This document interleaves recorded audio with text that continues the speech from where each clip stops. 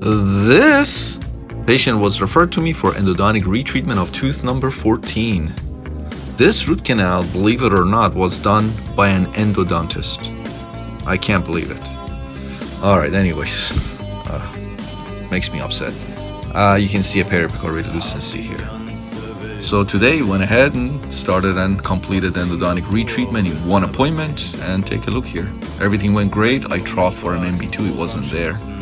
But as you can see, everything went beautifully. Let me zoom out so you can see the difference. Endodontist number 1, me. You can see the difference. There's no excuse for that. If this fails, fine, you know, at least it was done properly. This, no excuse for that. Perfect. This patient was referred to me for endodontic treatment of tooth number 3. As you can see, extremely calcified canal systems, huge cavity into the pulp, and patient had symptoms, irreversible pulpitis. And here's the post-op. Cleaned out the decay, rebuilt the missing walls, and take a look. 4 root canal systems, MB1, MB2, distal buccal and palatal. And look at all of this anatomy that we were able to pick up. I'm going to show you different angulations as well. Look at the distal buccal canal system at that 90 degree. Goes this way, 90 degree that way, and then that way, and then that way. This is another angulation. This, doesn't it look like a duck or a swan? Look at that. Sealer art. And another angulation. Look at all of the anatomy.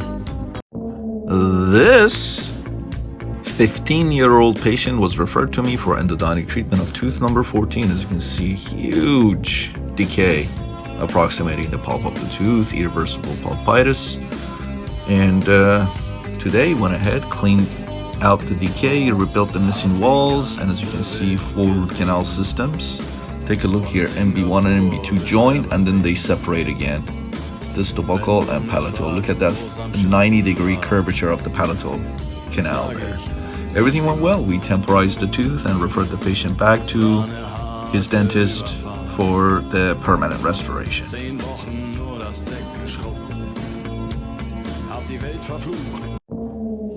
This 15-year-old patient was referred to me for endodontic treatment of tooth number 3. As you can see, decay into the pulp, irreversible pulpitis. So today went ahead and removed the decay, rebuilt the missing walls, and as you can see, 4 root canal systems, MB1, MB2, distal buccal and palatal. Look at that sudden 90-degree turn of the distal buccal canal system right there.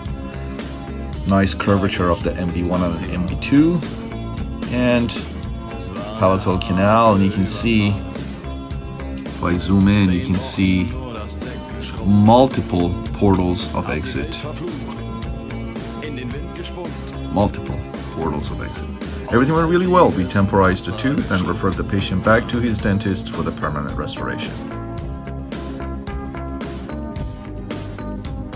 This 15-year-old patient was referred to me for evaluation of the upper anterior teeth.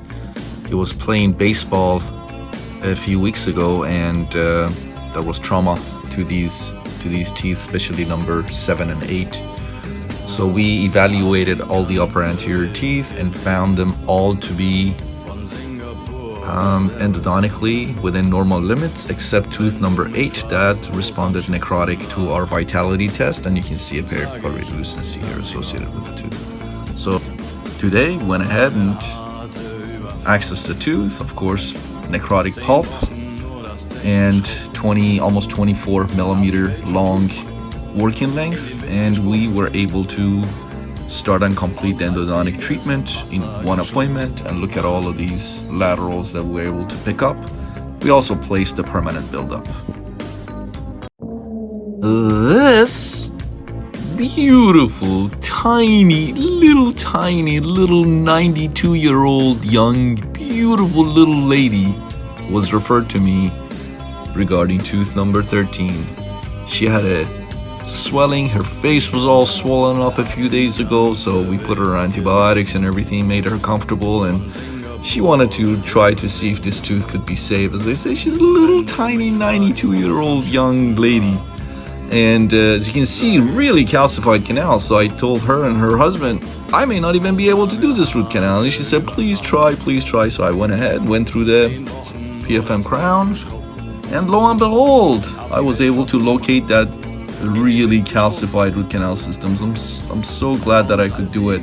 Otherwise, I don't think she could have survived an extraction. This would have been a surgical extraction. Everything went really well. We temporized the tooth, referred the patient back to her.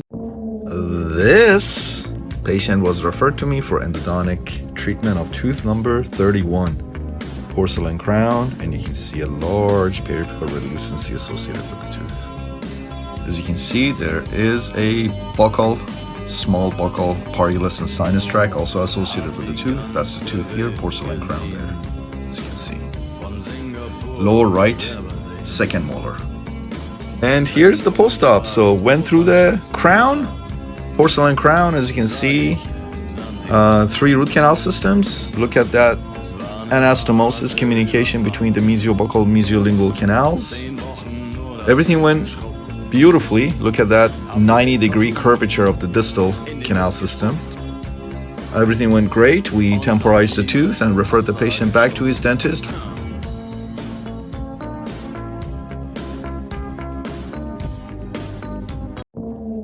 This patient was referred to me in 2009 for endodontic treatment of tooth number 3. As you can see, calcified tooth. Look at that huge periapical relucency associated with the tooth. Here's the date. We went ahead and did the root canal in 1 appointment, and this is immediately after we did the root canal in 2009. And here's the date. You can see a periapical relucency here and a huge one here. And this is today, 13 years post-op of tooth number 3. 13 years post-op of tooth number 3. As you can see, those huge periapical relucencies are gone. Tooth is in full function. Patient has no symptoms and happy. 13 years post-op of tooth number 3. And here's the date. 13 years post-op. This patient was referred to me in 2013 for endodontic treatment of tooth number 2, irreversible pulpitis. Here's the date. And this is immediately after we did the root canal on tooth number 2. As you can see, everything went beautifully. And here's the date. And this is today, 9 years post-op of tooth number 2. As you can see, tooth is disease-free, in full function, patient has no symptoms and extremely happy. And here's the date. 9 years post-op of tooth number 2. By the way, this was the same patient as I presented in the previous case, and this would have been her 13 years post-op of tooth number 3. 13 years post-op of tooth number 3, 9 years post-op of tooth number 2. Excellent. This patient was referred to me in 2011 for endodontic treatment of tooth number 15, upper left second molar, irreversible pulpitis, PFM crown. Here's the date. And this is immediately after we did the root canal on tooth number 15, went through the PFM crown and did the root canal. As you can see, everything went great. And here's the date. And this is today, 11 years post-op of tooth number 15. As you can see, tooth is disease-free, symptoms-free, and in full function. Patient is extremely happy. 11 years post-op of tooth number 15. And here is the date. And this is another angulation. 11 years post-op of tooth number 15. 11 years post-op of tooth number 15. Excellent. This patient was referred to me for endodontic treatment of tooth number 19. Patient developed pain. This is a porcelain crown that's a couple of years old, periapical relucency. So we diagnosed the tooth as being necrotic, and as I said, periapical radiolucency. So today we went through the porcelain crown and started and completed the endodontic treatment in one appointment, and this is the post-op. And take a look here. Mesiobuccal and mesiolingual canals. Look at all of that anastomosis between the two canal systems. 4 root canal systems total. Look at the distal and look at that really nice bifurcation in the apical area of the distal root. Everything went great. We temporized the tooth and referred the patient back to his dentist for the permanent restoration. This patient was referred to me for endodontic treatment of tooth number 20 in 2020. So 2 years ago. As you can see, there's a large periapical radiolucency associated with the tooth.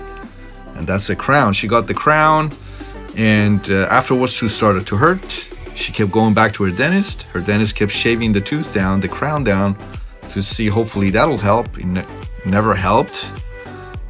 Finally, she developed this huge buccal swelling, and that's the tooth there. See how large that swelling is. So anyways, she came to see me. We took some x-rays, and of course you can see this large periapical radiolucency that has a lateral extension to it as well. So we went over options with the patient. Patient decided to go ahead and get the root canal and see, hopefully the root canal will get rid of her infection. And that's the date. And this is immediately after we did the root canal on tooth number 20 in 2020. The apical diameter was over 50, so I placed an MTA plug. So this is white MTA followed by gutta percha and sealer. We did this root canal in one appointment. Temporized the tooth, referred the patient back to her dentist. Never heard from the patient again until today. And this is today. Less than 2 years post-op. And as you can see, that large periapical radiolucency that had the lateral lucency associated with it as well is completely healed. Patient has no symptoms whatsoever. Tooth is in full function. And here's the date. So we went from this 2020, as you can see, to this in less than 2 years. And that's the date again. Let me zoom out. You can see the difference. Less than 2 years ago today. Excellent. And we went from this less than 2 years ago, as you can see, large buccal parielis, to this, which was today. This, and that's the date, to this, and that's the date. Excellent. No swelling. Huge swelling. No swelling. We went from this in 2020 to this in less than 2 years. Root canals work if they're done properly.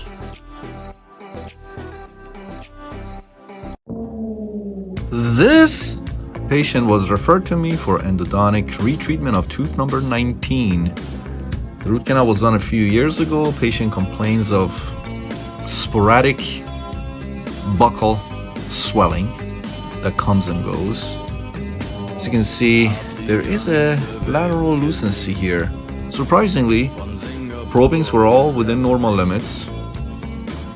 Case like this, I always suspect vertical root fracture, but spoke with the patient. Patient said, just go ahead and redo the root canal, let's see what happens. We did selective.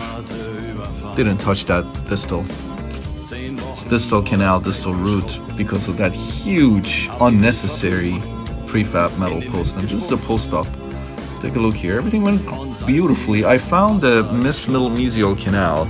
So if I zoom out, you'll see.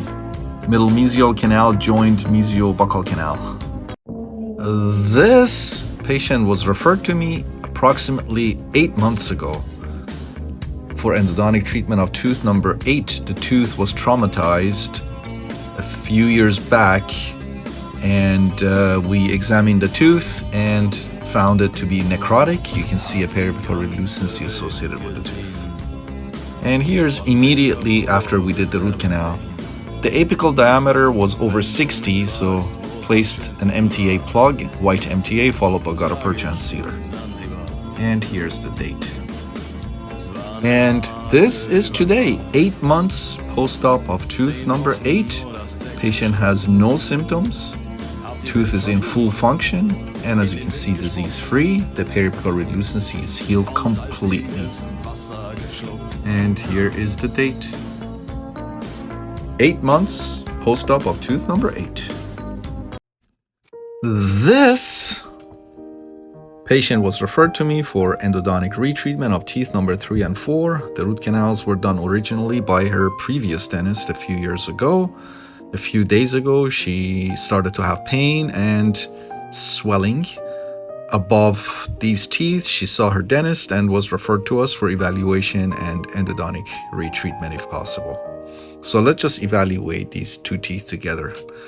3 and 4, PFM crown here, PFM crown here. This is just terrible root canals. These are just terrible root canals. As you can see, periapical relucency here, periapical relucency here. This was a perforation, missed MB2, periapical relucency, as I said, here and here. And what else? Short fill here, short fill there. This tooth number 4, the canal wasn't instrumented or irrigated or obturated all the way to the end. So bunch of problems. So when I accessed tooth number 3 and removed the buildup, this is what I found underneath the permanent buildup. So the dentist didn't even bother removing the cotton pellets before building the tooth up, prepping the tooth and taking an impression for a crown. So he just put everything over the old cotton pellet, and you can see how disgusting and nasty that these cotton pellets look. And look at the gutta percha. You can see how dark they've gotten stained, and that's because of heavy micro leakage. When I opened the tooth up, it just everybody noticed a really foul odor coming from the pulp chamber and the tooth itself. So as I was saying, today went through the PFM crown here and here, removed the gutta percha, and pretty much fixed all the issues associated with both of these teeth. And let's look at the post-op x-rays together. So this is tooth number 4. As you can see, we were able to go all the way to the end of the canal and worked out beautifully. Tooth number 3, as you can see, was able to also go all the way to the end of the canal, found the missed MB2 there, and regained patency in all canals. This is another angulation. You can see all of this anatomy. Look at the lateral here, and beautiful RCT that we redid on tooth number. And that is the repair of the perforation. Repaired it with MTA there. Everything went great. I'm optimistic. This patient was referred to me for endodontic treatment of tooth number 18. An old 3-unit PFM bridge. You can see a recurrent decay into the pulp of the tooth. This was a tough one. She could only open this much. We could barely fit a child-sized bite block that we can put in a 3-year-old's mouth comfortably. We could barely fit in her mouth. And this is tooth number 18, which is the lower left second molar. So today, we went ahead and did what we had to do. Went through the bridge, removed the decay, rebuilt the mesial wall temporarily. As you can see, 3 root canal systems. Look at that beautiful S-shaped anatomy there. Everything went well. We temporized the tooth, referred the patient back to her dentist. This patient was referred to me for endodontic retreatment of tooth number 14. In 2018, she received the gold crown. Afterwards, tooth started to hurt. So she was referred to an endodontist who went through the gold crown and did this root canal. A few days ago, she started to have a lot of pain, She went back to her dentist, and this time she was referred to me for consultation and endodontic retreatment of tooth number 14. You can see a periapical relucency here and here, wiggly gutta-percha cone, and a missed MB2. And here's the post-op. So we went through the previous endo axis, located the missed MB2 as you can see here, and just improved the original endodontic treatment significantly, as you can see. This is another angulation. Another angulation, you can see the nice lateral. This is another angulation where you can see MB1 and MB2. Look at the bifurcation of the MB1 and MB2 as they join. They bifurcate and separate. You can see that really nice lateral off of the palatal canal system there. This is another angulation where again you can see that bifurcated apical area. There you can see the nice lateral there off of the palatal apical area. Again, another angulation, bifurcated, or actually in this x-ray you can see the trifurcation. You can see 3. So wow, I didn't even see it myself until I looked at this angulation, PA angulation. You can see the trifurcation there, nice lateral. So as you can see, we went from this to this. This patient was referred to me for endodontic treatment of tooth number 19. Porcelain crown, periapical relucency here and here. As you can see, calcified canals. I mean, you can see how calcified the canals are. No pulp chamber. So today we went through the porcelain crown, and take a look here. 6 canals. This tooth had 6 canals, 3 mesials. You can see 1, 2, 3 on the mesial, 3 on the distal. 1, 2, 3 on the distal. And look at that beautiful, beautiful lateral right off the main canal on the apical area of the distal root. But 6 canals. 6 canals, unbelievable. Everything went great. We temporized the tooth, referred the patient back to his dentist. This patient was referred to me for endodontic retreatment of tooth number 3. His dentist had done the root canal several years ago, and he started to have pain recently and went to his new dentist who diagnosed the tooth as being abscessed and referred the patient to me for endodontic retreatment. So you can see there is a porcelain crown on the tooth. The dentist put a prefab metal post in there, and you can see this large periapical relucency. I can already tell that there's a missed MB2 here, so I don't need a CBCT.